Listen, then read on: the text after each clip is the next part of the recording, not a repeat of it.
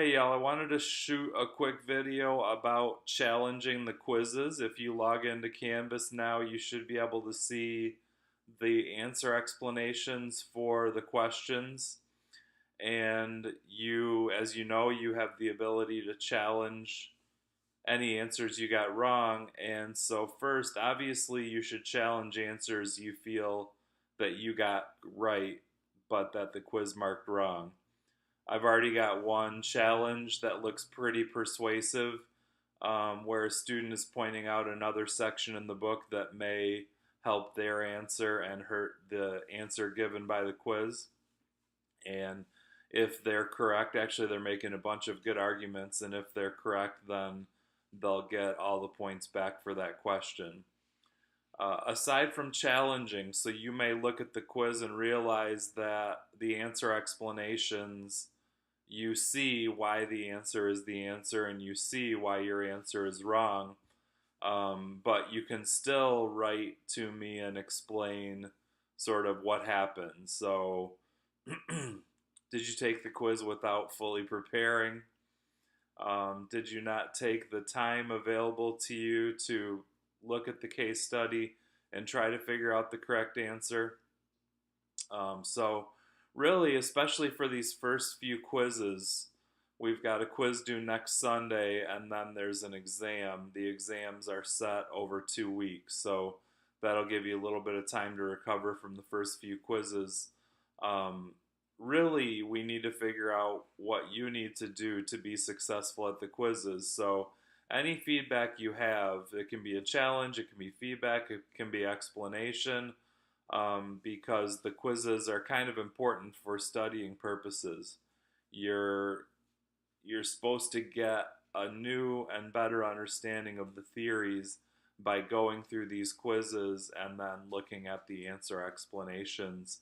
And the exam will be answering similar questions about a different case, but you will write essay answers. So you will have to understand and explain these theories and be able to apply them to a case study. So you definitely need to devote, at least an hour to looking back at quiz one, looking through the answer explanations and figuring out what went wrong or what you need to do better. We can talk through it through the comments section. So that's the last thing before I sign off. Anything you want to say about the quiz, you should write it in the comments for that quiz. So go to the gradebook, click on the quiz. On the right side, you'll see a comment section. You can expand and draw that comment section out, or if it looks too small to type in, or you can type your comment in Word and then copy and paste it into the comment section. So we can go back and forth about the quiz as much as you need to. Keep in mind, you have to balance that with getting ready to read chapter 2 and or chapter 3, I guess it would be, whatever the chapter is. Read the next chapter and get ready to take the next quiz. And the quiz one answers are only open until Thursday night. So you should do that as soon as you can. Get that finished up, send me some comments, and then start working on the next chapter.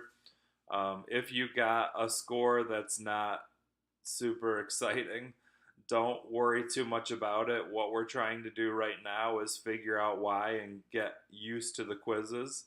So I'm assuming everyone having taken that first quiz will approach prepping for quiz 2 a little bit differently.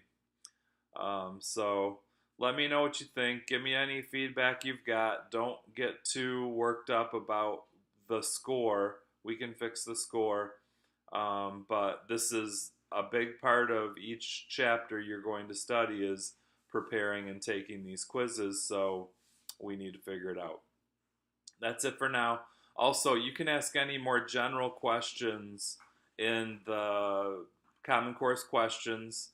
Ask or talk about specific things about the quiz in your quiz comments, and talk about general things in the Common Course questions. And I'm looking forward to working with you guys on quiz 1 and seeing some improved results on quiz 2.